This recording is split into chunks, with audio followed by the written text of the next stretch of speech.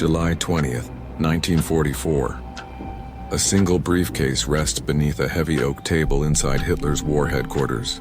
In less than 10 minutes, it will decide the fate of the Third Reich, and the man who placed it there knows he's about to die. In this documentary, you'll see how one German officer came closer than anyone to killing Adolf Hitler, and how a single, almost meaningless decision saved the dictator's life. It's a story of loyalty turned rebellion, of a man who tried to save his country by destroying its leader.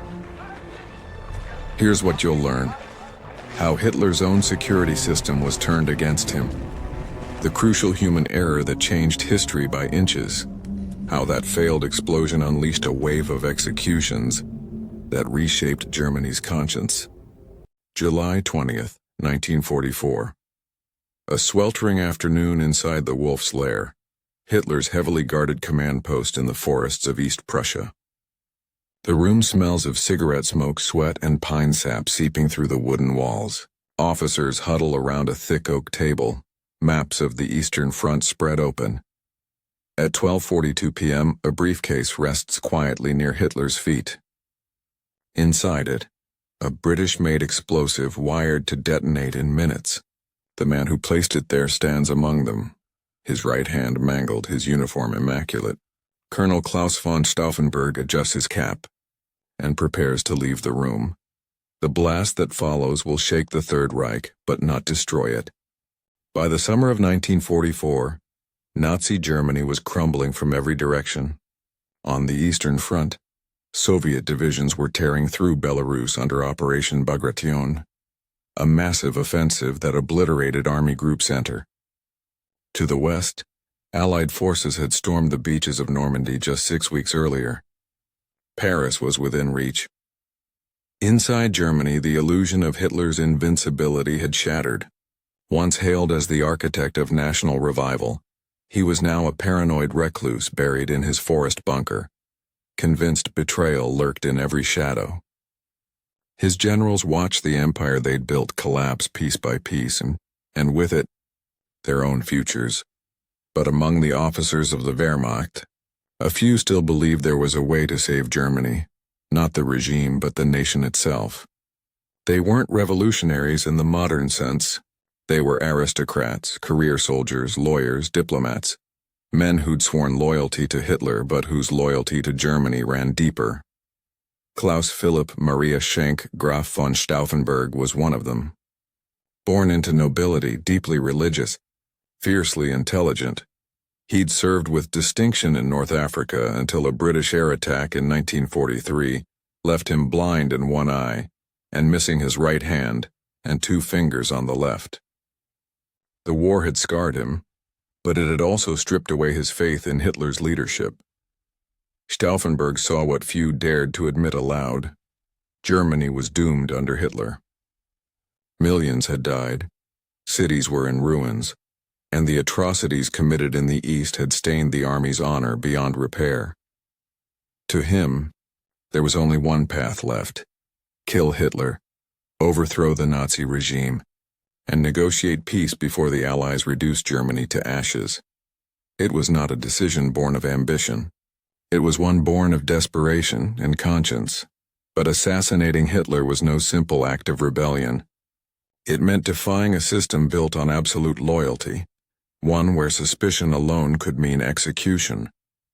Still, Stauffenberg believed he could do it. And he wasn't alone. Because within the heart of the German military machine, a quiet conspiracy was already taking shape. The plot that would come to be known as Operation Valkyrie began not in smoky basements or dim cafes, but in the offices of the German Army's high command itself. Its core members were men like General Ludwig Beck, once chief of the General Staff, Major General Henning von Treschow, an officer on the Eastern Front known for his moral resolve, and Colonel General Friedrich Olbricht, who oversaw the Army's replacement forces in Berlin. They were insiders, officers with access, authority, and networks deep within the military bureaucracy. Their challenge wasn't assembling conspirators. It was outmaneuvering Hitler's vast security apparatus and the Gestapo's constant surveillance. The genius of their plan lay in using Hitler's own contingency orders against him. Operation Valkyrie had originally been a legitimate emergency plan, designed to deploy the reserve army in case of civil unrest or an uprising among forced laborers. Stauffenberg and his allies realized they could rewrite parts of it, quietly modifying the directive so that after Hitler's death, those same reserve forces would move to seize key government buildings, arrest SS leaders, and take control of communications. In other words, the coup would appear lawful, even patriotic for the first few crucial hours. But timing was everything. The conspirators needed Hitler dead before they could activate the plan.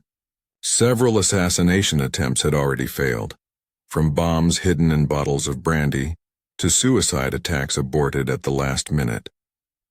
Hitler's schedule, his erratic habits, and sheer luck had saved him every time. Then came July 1944.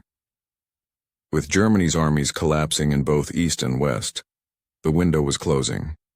Stauffenberg, newly appointed chief of staff to the reserve army, finally had direct access to Hitler's briefings. It gave him the one thing the conspirators had lacked for years: proximity. They prepared a single British-made plastic explosive, fitted with a pencil detonator smuggled from the front. The plan was set. Stauffenberg would attend Hitler's next briefing, plant the bomb, leave the room under pretext, and return to Berlin to trigger the Valkyrie orders. Everything depended on one meeting, and a single briefcase. Claus von Stauffenberg's decision wasn't one of sudden courage. It was the slow corrosion of loyalty. For years he'd served Hitler faithfully, believing like many officers that the Führer was restoring Germany's pride. But the war revealed something else. Mass executions, scorched earth orders, entire villages wiped out. Stauffenberg's Catholic conscience and his Prussian sense of honor could no longer reconcile obedience with complicity. To most Germans, even in 1944, defying Hitler meant moral suicide. The Führer was Germany, but to Stauffenberg, Hitler had become its destroyer. His mutilated body, the missing hand, the burned eye, became almost symbolic. He saw himself as the physical embodiment of a wounded Germany that had to act or perish. He wasn't naive. He knew the odds were against him, that success meant death either way. But failure, he believed, would mean Germany's soul would die with him. The brilliance of Operation Valkyrie lay in its bureaucratic camouflage. The conspirators didn't plot from outside. They rewired the system from within. Every order, every signature, every directive was disguised as official procedure. Once Hitler was confirmed dead, those documents would activate reserve units across the Reich to secure Berlin, Vienna, Munich, and key communication hubs. They planned for radio stations to broadcast that the SS had attempted a coup, and that the army, loyal to the German people, was restoring order. Within hours, they could isolate the Nazi Party leadership and declare a new government. But the plan had one fatal flaw. It required absolute synchronization. Hitler's death, the dispatch of orders, the obedience of officers across multiple commands, all had to align perfectly. A delay of even an hour could unravel everything. The resistance inside Germany was a patchwork of motives and ideologies. Some wanted peace with the Allies. Others dreamed of restoring the monarchy. A few hoped to salvage Germany's military dignity before unconditional surrender. What united them was a single shared truth: Hitler had to die. Yet even within their ranks, mistrust simmered. Some officers hesitated to act without proof of Hitler's death. Others feared civil war or Soviet occupation. For all their courage, they were divided by doubt and running out of time. And so all eyes turned to one man, the only one who could get close enough to do what no one else dared. By mid-1944, Adolf Hitler's grip on his inner circle was not just political, it was psychological. He ruled through fear, but also through an almost mystical perception of destiny. To many around him, Hitler seemed untouchable. He'd survived assassination attempts, near-death escapes, and even a plane crash in 1933. Goebbels fueled that myth relentlessly. Providence protects the Führer. This aura paralyzed dissent. Generals who despised Hitler's decisions still executed them, believing fate itself shielded him. For the conspirators, this was the greatest obstacle, not his bodyguards, not the Gestapo, but the superstition that killing Hitler might somehow be impossible. That myth of invulnerability made July 20th not just a military act, but a psychological revolt, an attempt to break the spell Germany was under. Ironically, the Allies had no knowledge of the full scope of the July 20th plot until it failed. British intelligence had picked up whispers of resistance within the Wehrmacht, but nothing concrete. Churchill, in particular, distrusted any notion of a good German. By 1944, Allied policy was simple: unconditional surrender, no negotiation. Even if Stauffenberg had succeeded, it's uncertain whether the Allies would have recognized his new government. Yet for the conspirators, that uncertainty didn't matter. They weren't acting to win Allied favor. They were acting to save what was left of Germany's honor before total ruin. To them, ending the war, even a few months sooner, meant saving hundreds of thousands of lives. That was reason enough.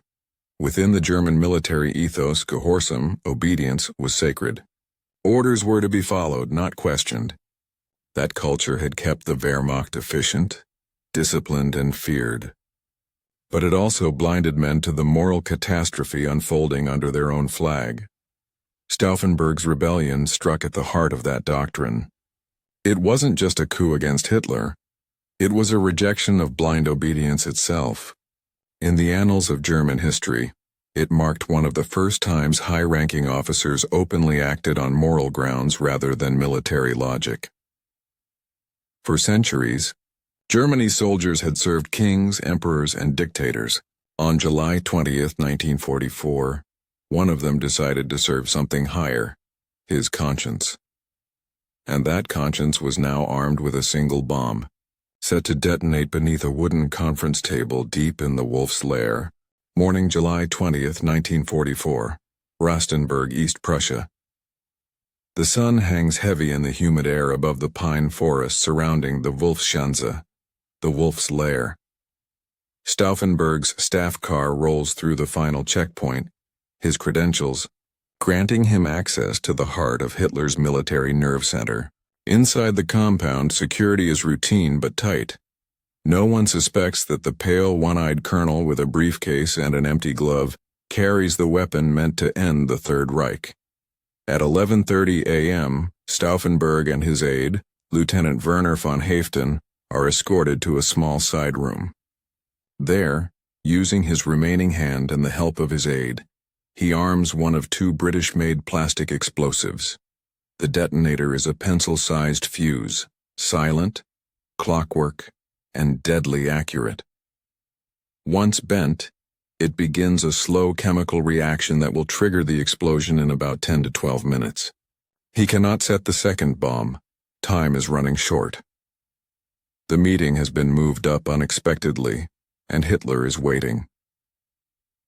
At 12:30 p.m., Stauffenberg enters the briefing room. 24 men crowd around a thick oak table covered in maps. The EO room is long and narrow, its windows open to relieve the heat. This small detail, open windows, will decide the fate of millions. Stauffenberg sets his briefcase beside Hitler's feet, slightly under the heavy wooden table. He watches the clock. The fuse is burning. 10 minutes.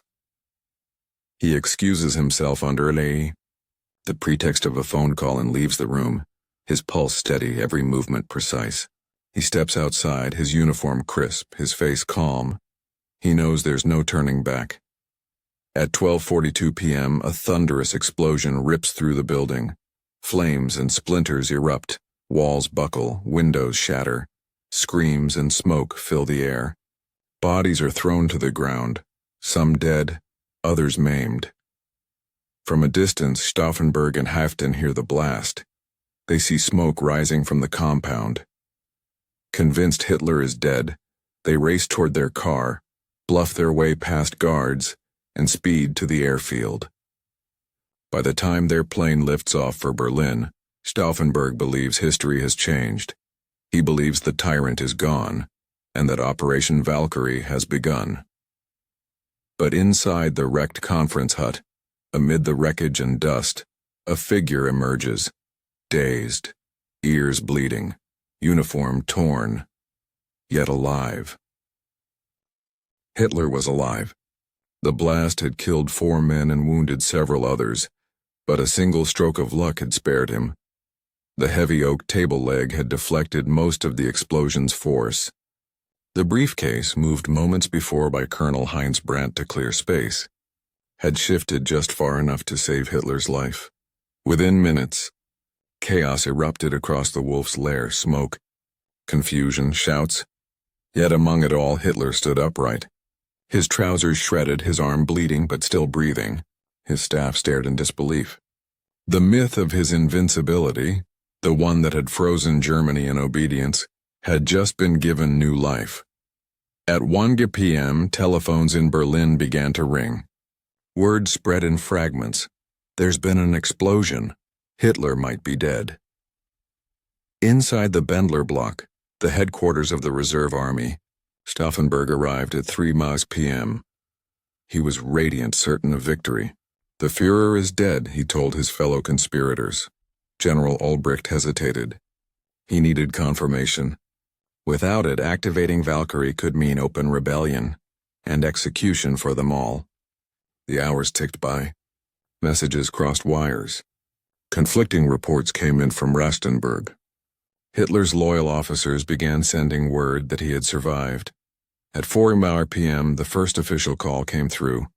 Hitler had personally spoken to Field Marshal Keitel. His voice was calm, deliberate, unmistakable.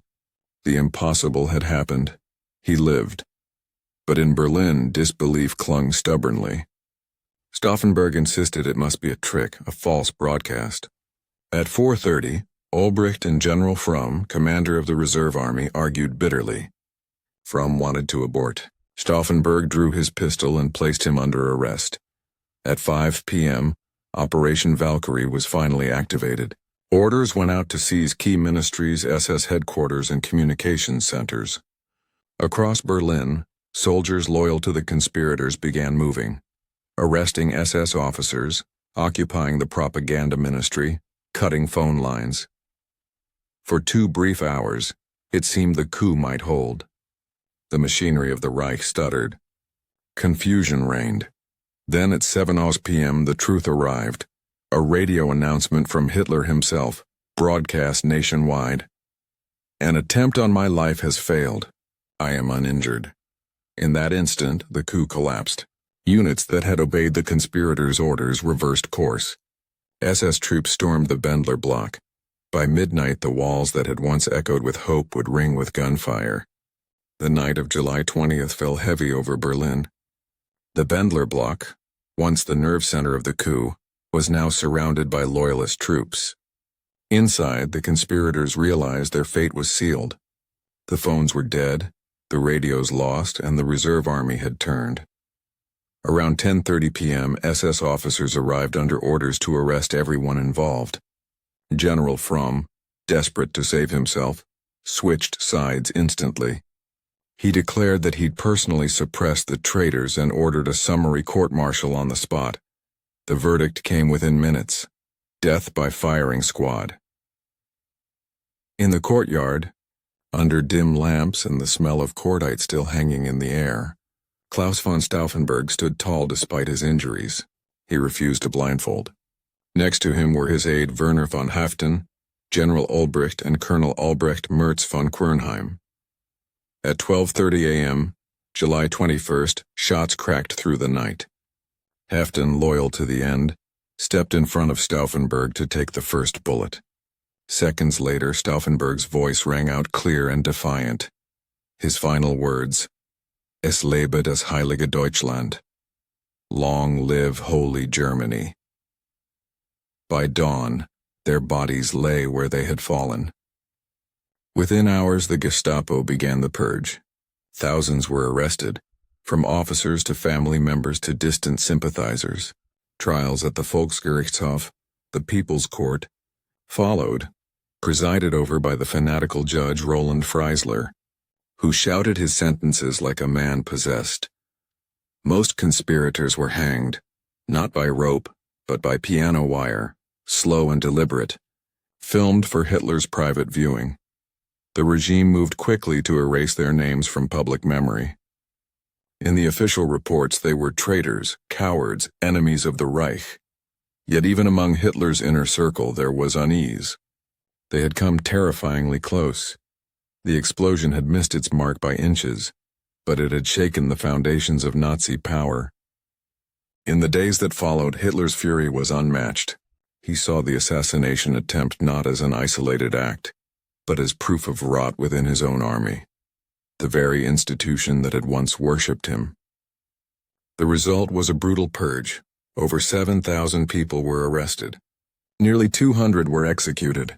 The families of the conspirators were rounded up under the Sippenhaft law, kin liability, meaning guilt by bloodline. Wives, sons, and even children were imprisoned. Stauffenberg's older brother, Berthold, was executed after days of torture. At the same time, Hitler made sure the event became a propaganda weapon.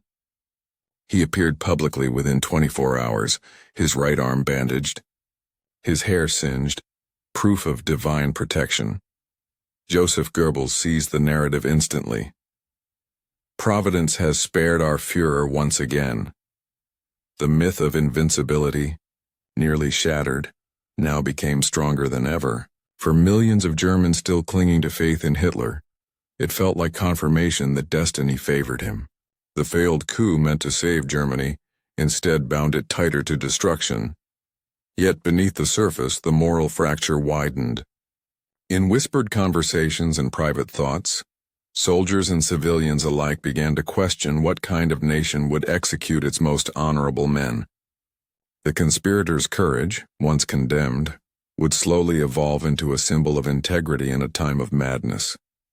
When Berlin finally fell in May 1945, and Hitler's body burned in the bunker, Stauffenberg's name resurfaced.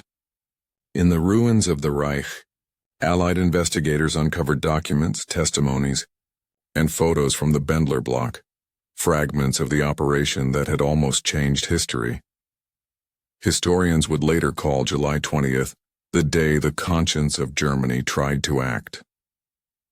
It failed militarily, but it succeeded morally, proving that even inside the heart of tyranny, there were men willing to risk everything to stop it. And in the courtyard of the Bendler block, where he died, stands a statue of Claus von Stauffenberg today. A silent figure, one hand missing, gazing forward. The ground beneath it still remembers the gunshots that echoed through that Berlin night. Claus von Stauffenberg did not live to see Hitler fall, nor the Germany he hoped to save reborn from its ruins. But his act, precise, doomed, and defiant, remains one of the most extraordinary moments of moral clarity in a war defined by obedience and fear. What his briefcase bomb failed to achieve in seconds, history accomplished in time. The Nazi regime collapsed within 9 months, undone not by assassination but by the inevitability of its own destruction. Still, Stauffenberg's attempt endures because it asked a question that outlives every war. When duty and conscience collide, which do you obey? His answer was simple and costly. He chose conscience, knowing it would kill him. In that choice lies the enduring weight of July 20th. Today, the Bendler block courtyard stands quiet, the bronze statue of Stauffenberg facing a simple inscription. You did not bear the shame. You resisted. The man who failed to kill Hitler by inches succeeded in something larger, proving that even in history's darkest chapters, the courage to say no can still echo louder than fear. They tried to stop a monster and failed by inches. But in their failure, they proved that courage can still exist inside darkness. History only remembers what we choose to keep alive. So if stories like this matter to you, subscribe, share, and leave a thought below, because every memory spoken keeps the past from disappearing. Claus von Stauffenberg died for a Germany that didn't yet exist. And in that silence, You can still hear the echo of the shot that almost changed the world.